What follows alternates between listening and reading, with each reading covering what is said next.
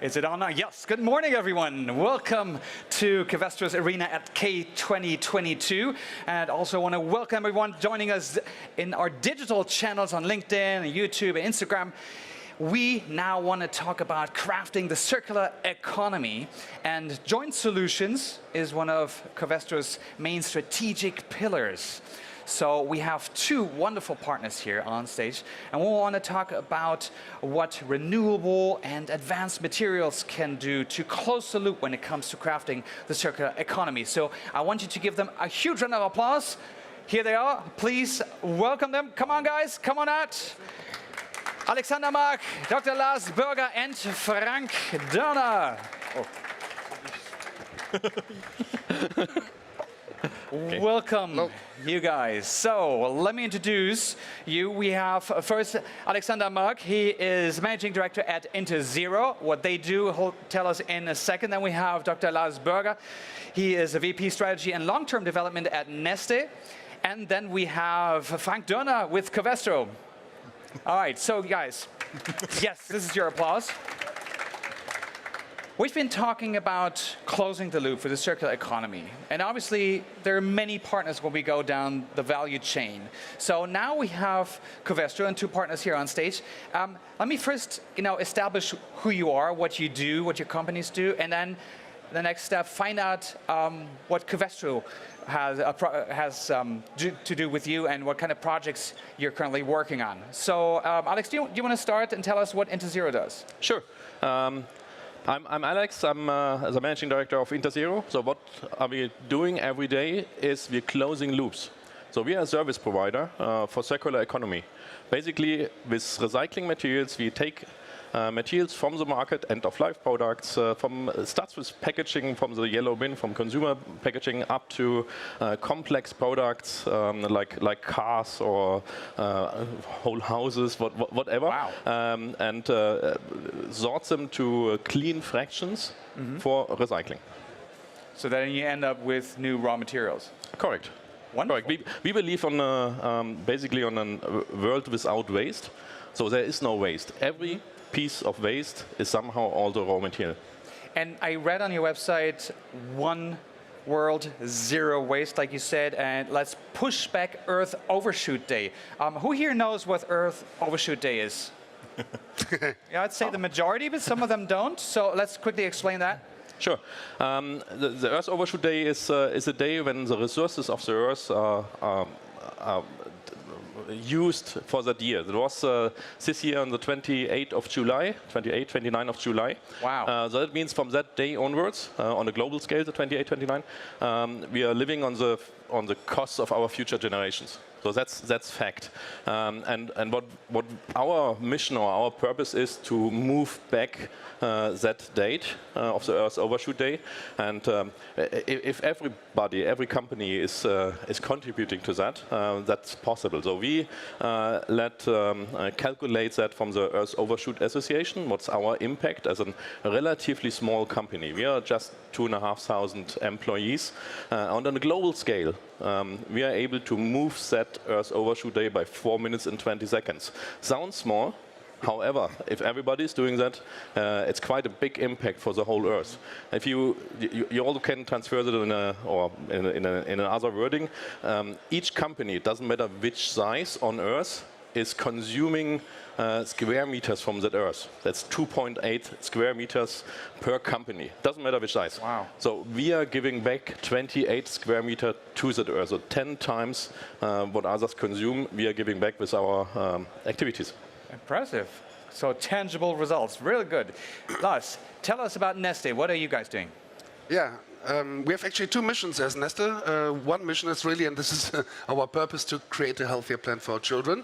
Sounds quite broad, but I will explain what. The second mission is that we're not mixed up with Nestle, which has an L next to it.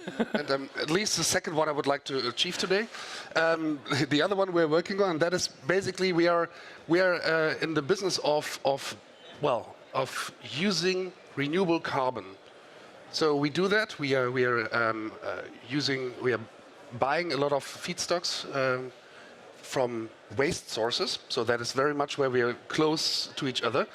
So we have a global capacity of more than 2.5 million tons, and soon it will be 5.5 million tons by the end of next year, where we collect waste and residue oils and fats mostly, and we convert them so that they can be used then as hydrocarbons into, for example, fuels, but also into chemistry, because our mission, that is what we share, is you cannot decarbonize chemistry. That means you need carbon in the chemistry, and you cannot use fossil anymore because we don't have time. It's very, we have really, as you said, the overshoot day is a critical thing. You could also say the other way around. In the year 2030, many of these tipping points have been reached in terms of climate change. So we really have no chance but to do it and act now. And for that, we need to use drop-in solutions. And that's what we're doing. And then chemistry must be a contributor to that, and is a contributor. Cool. So yesterday we also talked about, keeping C in the loop, keeping the carbon in the loop, because obviously there's a lot of carbon out there. And then I guess that's what Covestro comes in, right? So Frank, tell us what kind of projects, what is your relationship with Neste as well as Interzero? So number one, I really like that these two guys met with me, because usually you don't meet people like that. So you need to have an ambition, and you need to be curious and courageous actually to do that. And both of them are representing two different loops we are closing. So that's one of these misunderstandings. It's not one loop, it's many, many loops that you need to close across the value chain, but also in a production step. Yeah? So Lars represents the very first step where everything starts. And we are closing the loops in between, because the best thing would be that you also recycle mattresses, for example. And to get hands on that, that's what we are doing together. Wow. So let me understand. I mean, you mentioned, okay, there are multiple loops. It's a very good point, very good aspect, because so many times we talk about the circular economy as if that would be, this one thing where everyone should participate. So obviously, we always need joint solutions, partners, and everyone brings in their expertise as well as their perspective. So when you partner with Covestro, for example, what was your motivation? Why did you approach Covestro? Yeah, it's very clear. So we talked about this. There is actually not really the question is not to find the partner, which is maybe the natural partner in the value chain, which is the direct partner, because we don't make direct business. Yes. So it's really much more important that you find the partners on the value chain, which is its circle, which really is motivated to do something. Because there's a lot of talk around, and you see if you walk around the fair, everybody's doing a lot of sustainability, and that's very good. But you need to find the ones which are really acting and which really have the courage to go ahead. And this is where Frank came in. So he was the one. Even we hadn't defined the target really well, but we started because we were convinced that we can do this. We can close the loop. We can move the market, and it's very important that you have someone who's convinced of that and who has also the power to push through solutions. We are just a feedstock provider, if you want so. And it's also quite new that a feedstock provider starts to act in the value chain. This is unusual. All over the sudden, there's somebody else on the table which had not been there. But then we can talk with people, we can talk with Covestro and other partners to then really move products into the goods. And you can see already here on the fair some products which have been now produced, because chemistry is necessary. We all know that. It's very. I don't have to say that. But it's also necessary to defossilize chemistry. And that's what we're up for. This is our target. And we can do that in multiple ways, exactly. So we need the mechanical recycling, all sorts of recycling. We do also need, in addition, chemical recycling. We do need, in addition, bio-based, because only the combination of all these technologies will make it possible. Makes that's perfect sense. Yes. Yeah. So can you give us a concrete example of where you worked with Covestro? Yeah, we've worked in many instances together, but not all of them can be announced. Maybe you allow me to talk about one which is not related to the two colleagues here. It's happening in the US currently. We actually have a cooperation with McDonald's. So McDonald's is obviously producing some used cooking oil. I always state this is a good news, so they exchange their cooking oil from time to time. And this is what we then collect with a partner. And then we can upgrade that to the level that it can be put into a chemical plant as a bio-naphtha, and then it arrives at McDonald's again as a clear cup, so a plastic cup, which you can drink soda from. So you have now really, it's also not just a simple circle, but it's a circular solution where we really make a good use of waste. And in a similar phase, we also use similar raw materials, which Covestro then uses for many goods, and there we don't need to talk to the brand owner because Covestro is perfect in that. In the other case, we needed to talk to McDonald's because there was nobody in between who would be able to do that. Wonderful. Maybe I would like to Yes, add please. one thing that I think we can talk about. and that is to make it a little more tangible. So what we did is across the value chain, so we always need someone in between. We had this one ambition together.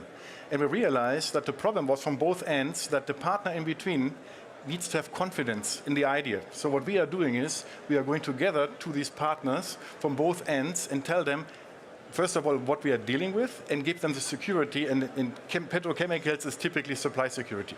Yeah? So and that we provide, and with that we can develop the markets and convert or introduce partner after partner. Because at the end of the day, Covestro cannot do it alone, and Neste cannot do it alone. We need to have all these partners in between.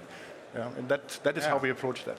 Yeah. Wonderful. So that's basically, if I can add, you also mentioned you are just feedstock provider. That was a big apostrophe. Don't make yourself too small. Basically, circular economy is only working with partners.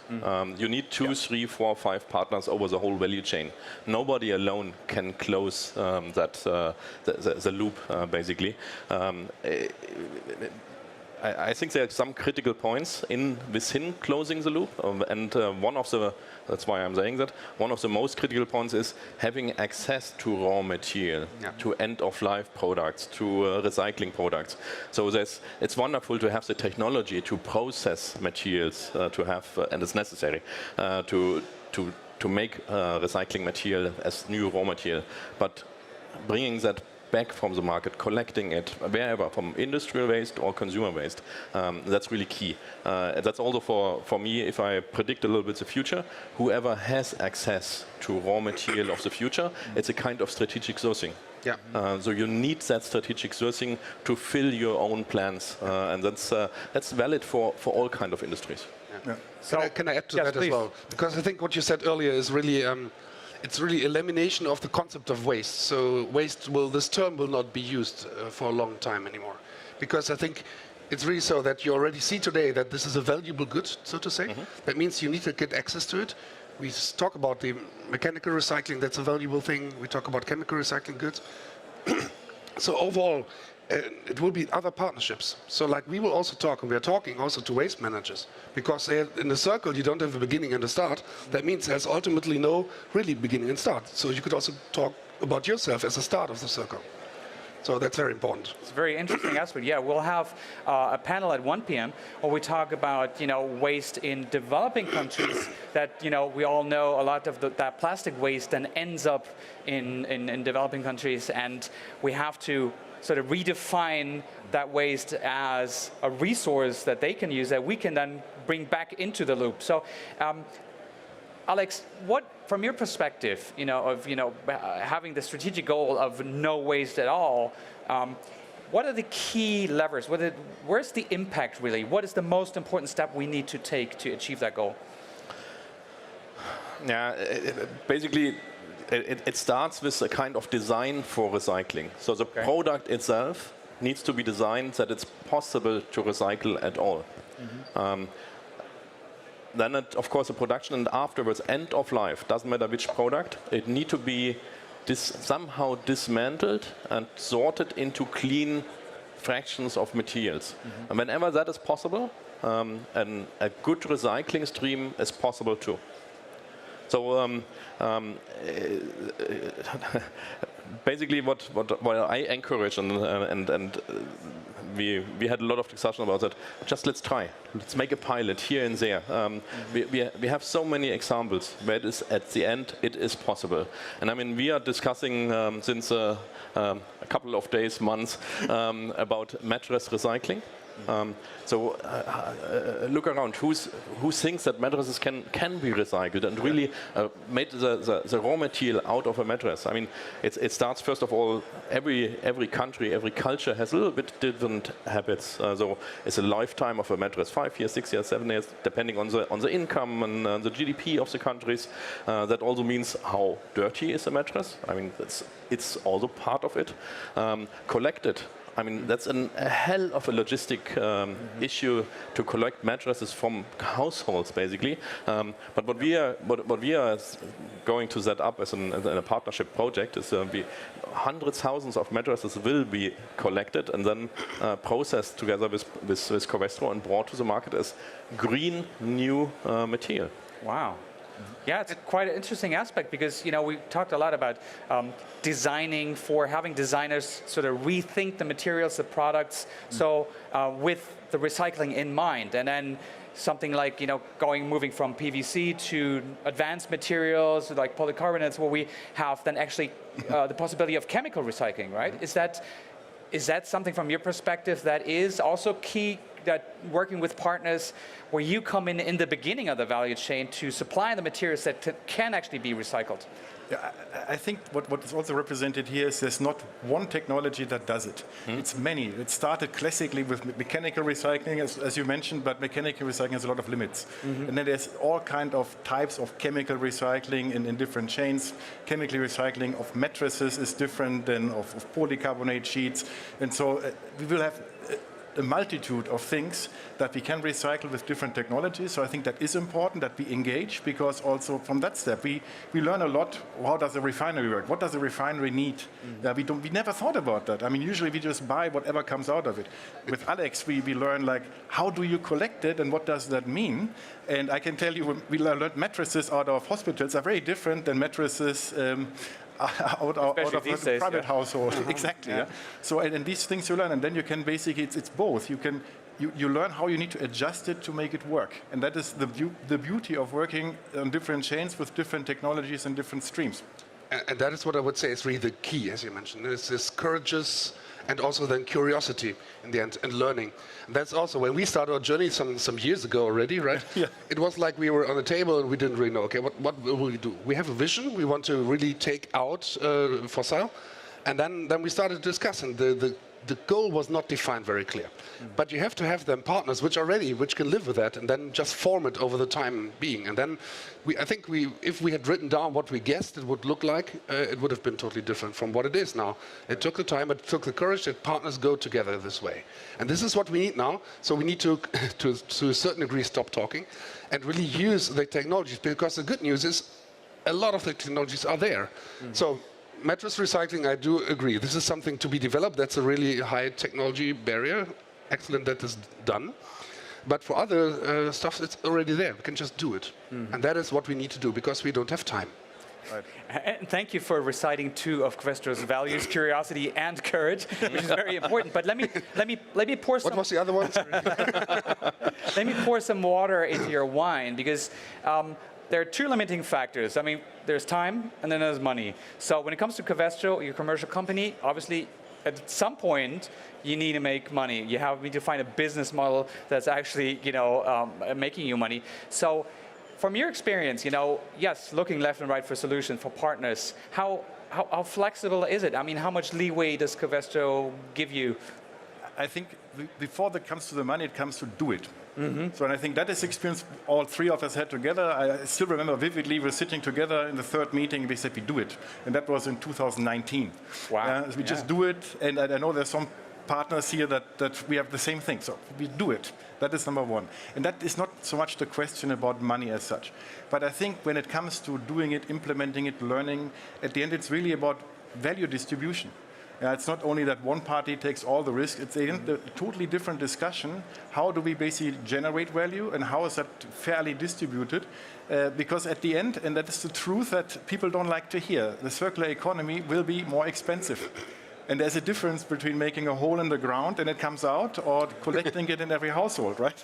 So, and I think that is something we need to work on. But the worst thing would be not doing it, because you don't make money immediately. So we all need to get out of our boxes and need to be aware of it, and then continue to develop it. But it also gives a competitive advantage whoever do it. Yeah. That's also a clear message. I just told you before we got on stage, the chemical industry is a little bit hesitating to do, because you are working with a kind of mass products.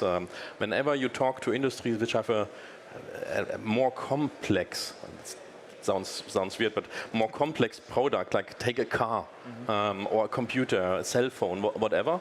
For those industries, for those producers, it's easier to start and just do it. Give you a small example. 6 years ago, we found a joint venture with BMW because they built in about 250 million spare parts over their dealer network in cars every year. And somebody thought there, oh, if we build in, we also need to build out 250 million. What are we going to do with that? So that was a purpose when we got together, similar to what we are doing today.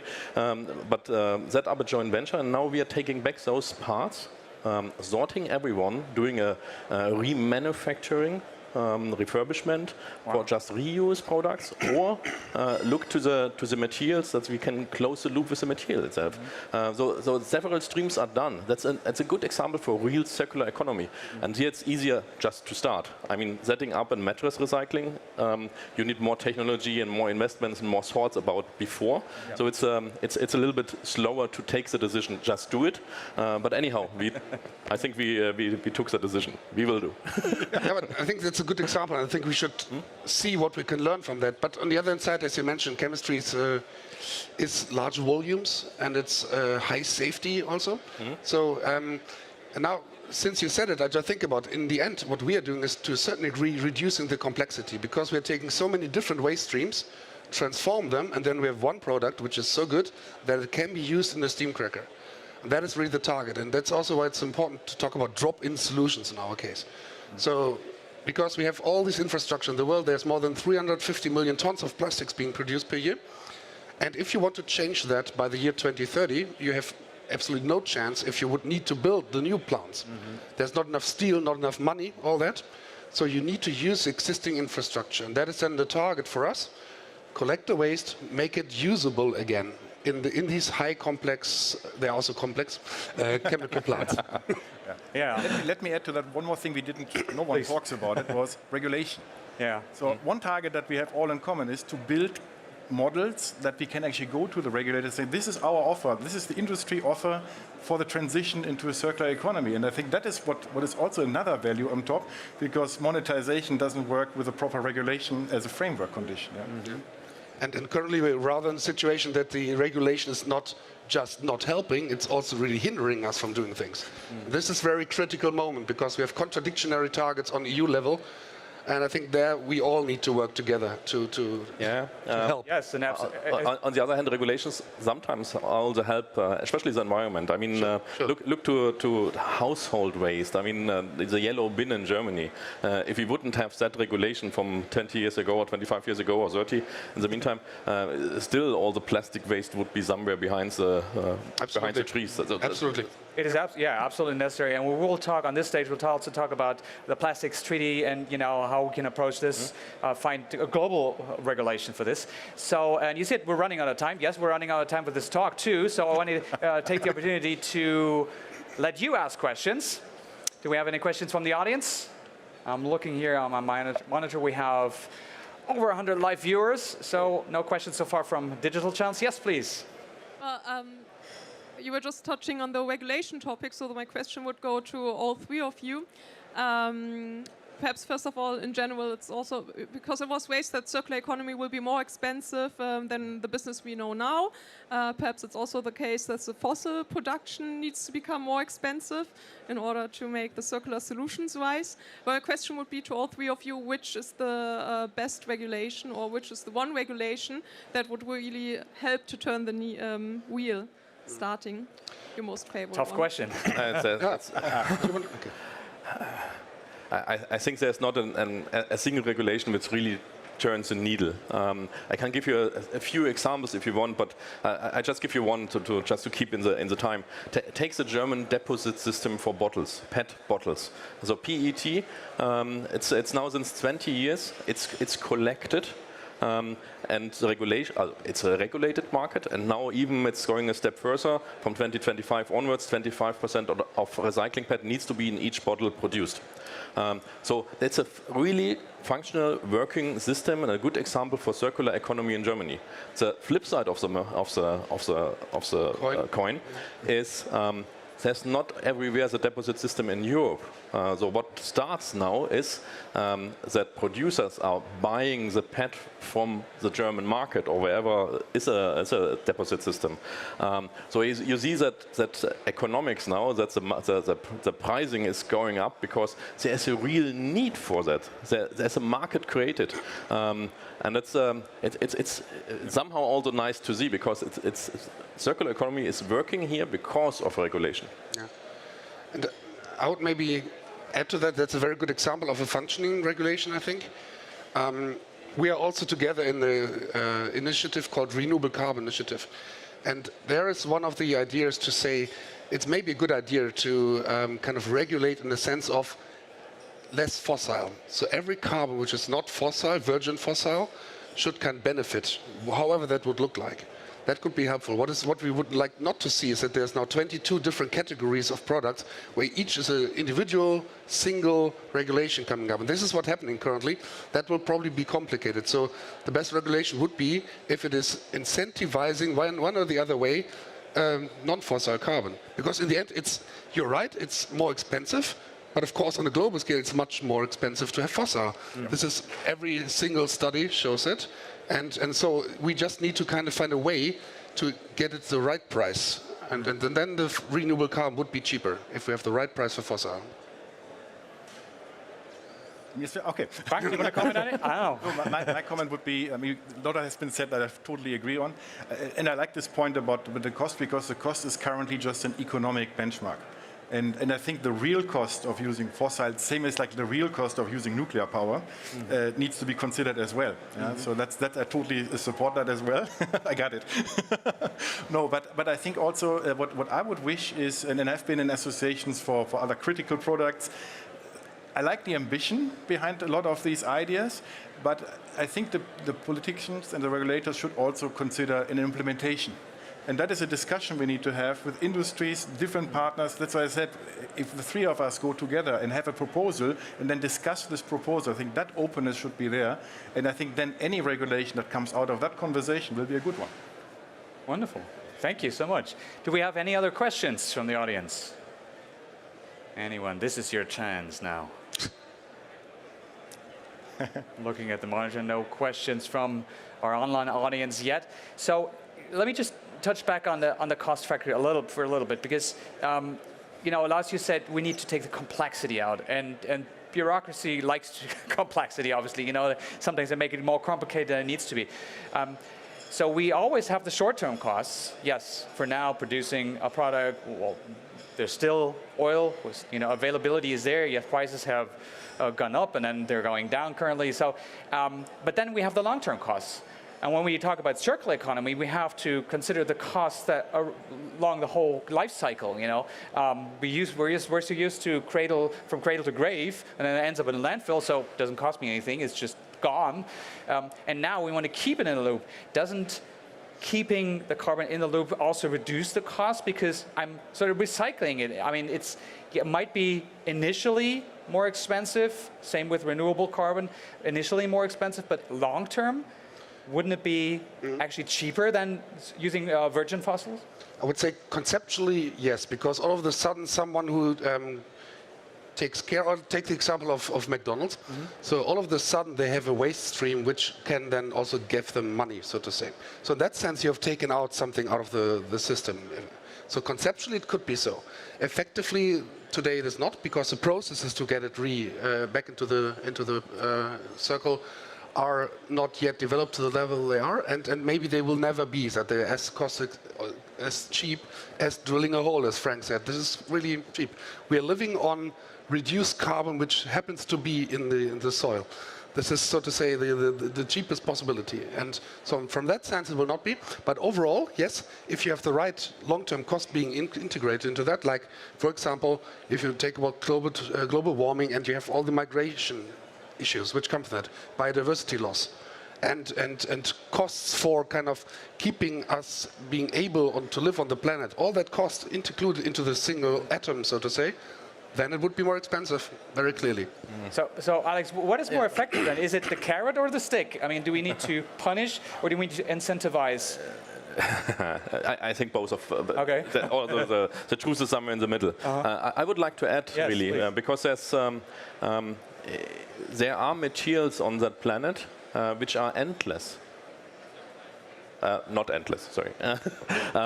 There was a statement from the Club of Rome in 1972 that we need to change our life because all the resources on Earth are not forever. And now it starts. Really, we have the first resources, the first raw materials or rare materials, which are ending right now as we speak. They're finite. And it's a final. Yeah, and even if you look forward, like metals we really need, like gold, for example, for many applications, not just for jewelry. It's less than 10 years from now on. So there will be still in the earth gold, but to get to that with the current mining, it's not possible. That's why we also took the decision, for example, take lithium-ion batteries, because everybody's talking about car batteries and electricity. We are going into that recycling now, because all those rare materials like cobalt, nickel, magnesium, lithium, it's much cheaper to have that urban mining instead of having children work in the Congo or taking the cobalt out of Afghanistan. Nobody really wants that. So there are all the social costs we need to consider. So if we can close the loop with materials also within maybe geopolitical areas which are more convenient for us, like lithium-ion batteries within Europe, that's also really a big step forward, and you can't really compare costs with that. It's quite interesting. So maybe we don't need the circular economy, maybe we need the spherical economy, make it a 3D shape, because we need all the different perspectives. So thank you so much for sharing your perspectives here, your experiences, and thank you for coming, and we're looking forward to talking about plastic waste pollution in the developing countries at 1 p.m., so don't miss that. For now, thank you very much for joining us, and thank you guys. Once again, that's your applause. Thank you.